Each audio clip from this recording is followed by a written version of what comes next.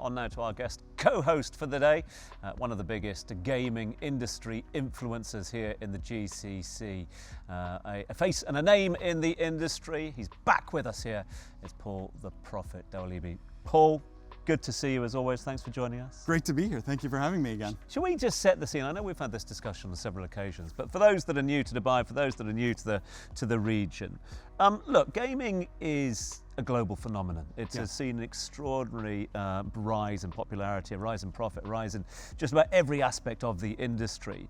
And yet again we focus on Dubai, again we focus on the UAE, again we focus on the region. What's driving that surge here? What's behind it?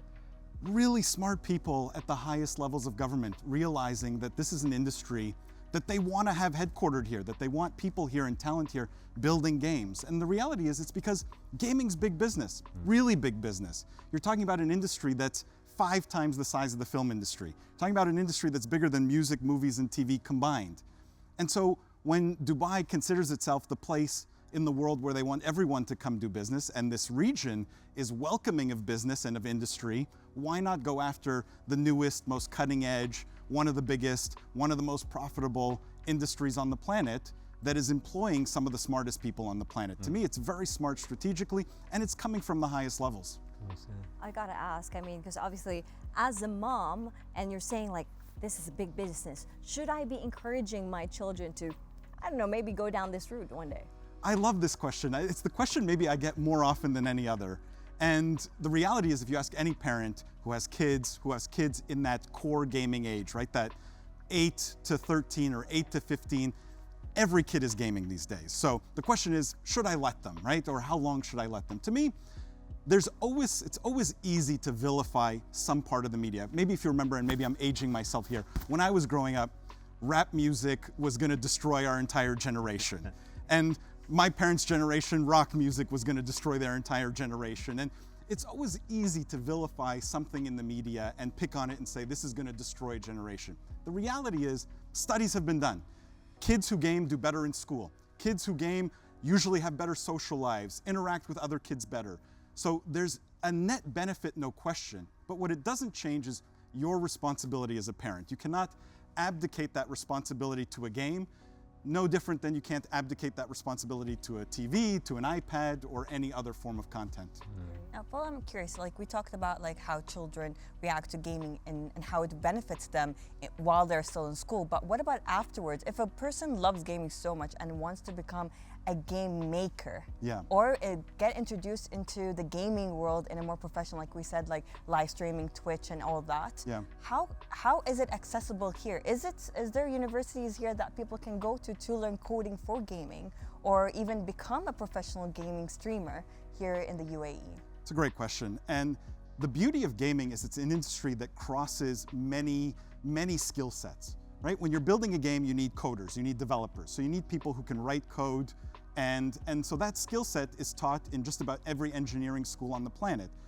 Just because you're doing it for a game instead of for a piece of software or SaaS software doesn't really change anything. You need artists, you need sound engineers, you need level designers, so you need architects, you need marketing people, you need media people. Gaming, because of the size of the industry, you need many, many different skill sets. So it doesn't really matter, what I like to say, what you went to school for or what you study. Chances are, if you love gaming and gaming is your passion, you can find a job in that industry doing the thing you're good at that contributes to gaming in a significant way. So, and even if you decide not to work in gaming, if you go and do a marketing degree that's focused on the game industry, or today there's business of gaming courses that you can take at certain universities, that business degree that you get will be transferable to other things too. Just because it's specific to gaming originally, those things and those skills are transferable. So it's an incredible industry with lots of different skill sets required, and therefore lots of jobs required. Fast evolving industry as well, as you well know, Prof, and one of the trends that just struck me actually watching that VT, an esports arena, because long be the remit of kids, parents, individuals in their own rooms, behind 4 walls, etc. It was your little thing into a wider community, etc. Now there seems to be this trend to the big arenas, the big gaming hubs as well. Is that going to be a trend moving forward? No question. And esports, what I call, is like the tip of the iceberg of the gaming puzzle, right? It's the stuff that's very visible. It's the big events, flashy show, pros competing on a stage against each other. It's really maybe only 1% of the market or less, right? The reality is that big spectacle is still a relatively small piece of the market. The much bigger piece is the average kid at home playing against his friends online.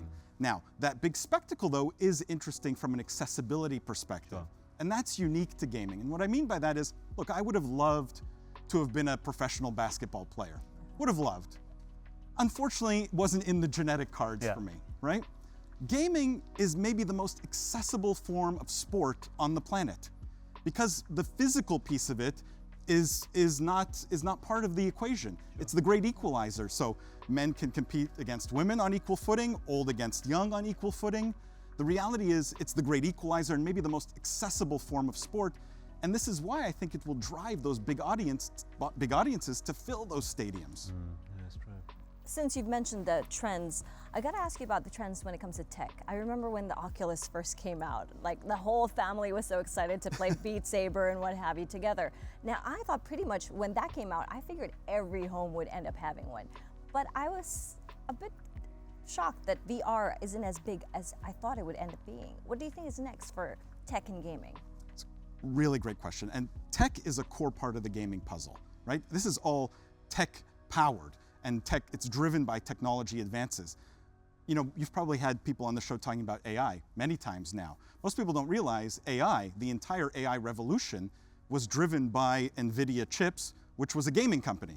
They were building this technology for gamers, not for AI anything. So technology is a core piece of the gaming puzzle. The way technology fits and the adoption curve that you see, like your Oculus example, is no different than any other new technology, right? Maybe you were not an owner of the very first cell phone. They were clunky, they were expensive. Any new technology in its first iteration is never perfect, goes after a very small market of early adopters, very small niche of early adopters, and eventually over time, costs come down, the applications get better, the applications get more numerous, the things you can do with it get better. VR is in this same cycle.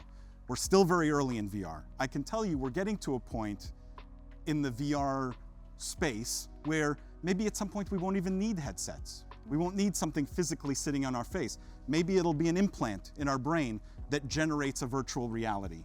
But the point is, as the technology gets better, no question people will want to escape to virtual worlds, regardless of how we get there from a hardware standpoint.